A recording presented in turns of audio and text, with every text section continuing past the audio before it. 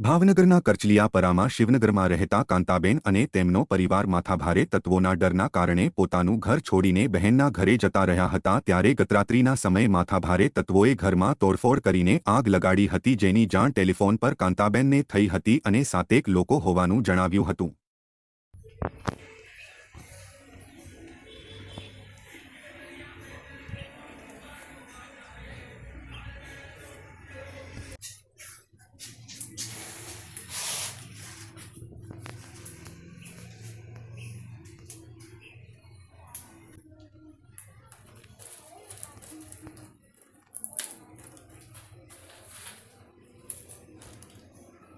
પેલા જે દાગીના લઈ ગયા છે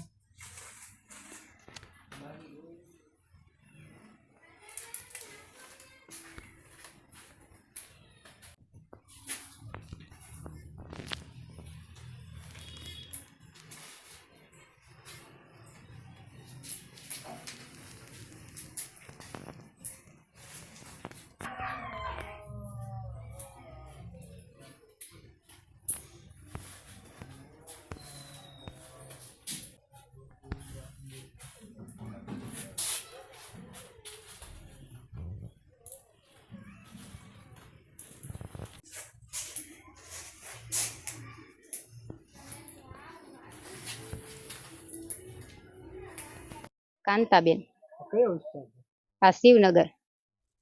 શું બનાવ બન્યો હતો રાત્રે? અમે કઈ બહાર હતા, અમારા ઘરે હતા નહીં કોઈ। અમારે પોલીસ વાળા એમ કીધું કે ઘરે કોઈ જાતા નહીં, કે એ લોકો ઘા કરી કાઢશે વાંચીતા ને અમે પોગી એ પેલા તમે કે ના ઘરે ન જાતા, અમે ઘરે ન ગયા। પછી મારી છોકરીને એકને કીધું તું તાર લુગડા લઈ આવ, મેં કીધું આપણે ત્યાં રહેવું નથી કીધું। તાકે હા તો એ પછી મારી છોકરીને મોકલીને અમે બધા મારી બેનના ઘરે હતા બરાબર। પછી આ બાજુમાંથી એક છોકરીનો ફોન આવ્યો કે તમારા ઘરે કે બધું હળગાવી દીધું છે ને બધું પથ્થરમારો કરે છે કે તમે કે અહીંયા આવી જાવ, અમને લોકોને કે અહીંયા બીક લાગે કે। કોણ હતું આ બધા? એક અડ્ડી હતો, એની હારે એક સાજન હતો, 4 જણા બીજા હતા। અમે સામેથી પોલીસ વાળા આવ્યા ને ભેગા એ લોકો ભાગી ગયા તારિયા લઈ। અગાઉ કે માથાકૂટ થઈ ગઈ હતી તમે? હા એ ભાઈબંધ માં ગોવા હતા, અમારે કઈ લેવા દેવા નતા એ લોકો હારે। કેટલા જણા હતા અંદાજે? આમ 7-8 જણા હતા। તમે આની પહેલા કઈ પોલીસ ફરિયાદ કે એવું કઈ કરેલી? હા અમારે કરેલી છે ફરિયાદ, અમે નાત હતા, ફરિયાદ કરી નાત છે। કેટલું નુકસાન થયું છે, શું છે બધા? અમારે આ બધી આ બારી તોડી કાઢી ને હળગાવી દીધું ને કબાટ તોડી કાઢ્યું ને ટીવી તોડી કાઢી ઘણું અમારે નુકસાન થયું છે।